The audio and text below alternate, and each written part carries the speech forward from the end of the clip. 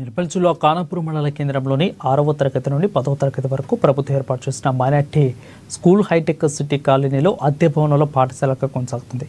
ఇక ప్రభుత్వం నిరుపేద విద్యార్థులకు మెరుగైన విద్యను అందించి విద్యావంతులు చేయాలన్న ప్రభుత్వ లక్ష్యం నీరు కారిపోతుంది.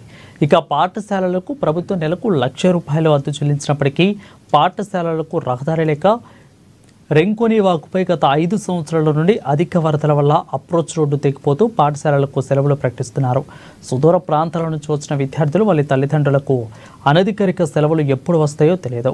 పాఠశాల సవ్యంగా నడుస్తుందో లేదో కూడా తెలియని వింత పరిస్థితి నెలకొంది.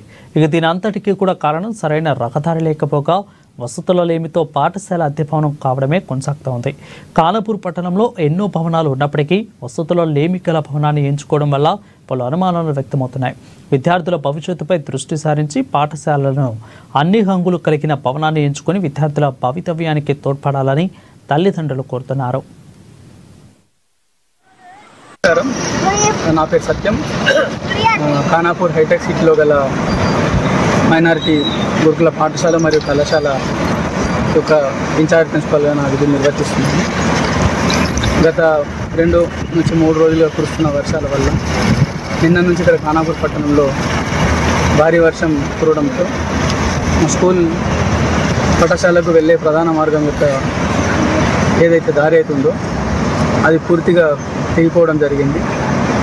పిల్లల యొక్క భద్రత దృష్ట్యా, వారి యొక్క క్షేమం దృష్ట్యా అందరి పిల్లల్ని ఈరోజు మేము ఇంటికి క్షేమంగా టీచర్ల యొక్క సమక్షంలో, హౌస్ మాస్టర్ల యొక్క సమక్షంలో, పై అధికారుల ఆదేశాలతో ఇంటికి పంపడం జరిగింది.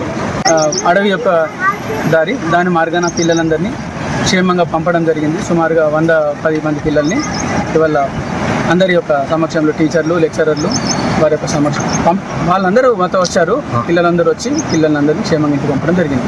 ఇప్పుడే ఇవాళ దగ్గర గల వాగుల పైన ఏర్పాటు చేసిన టెంపరీ బ్రిడ్జ్ కూలిపోయింది.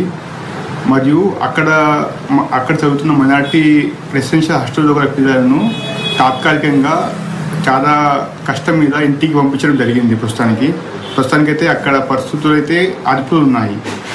ఆ బ్రిడ్జ్ అనేది ప్రతి సంవత్సరం కూలుతూనే ఉంది. లాస్ట్ ఇయర్ కూడా కూలింది, ఇప్పుడు కూడా మళ్ళీ వర్షానికి కూలిపోయింది.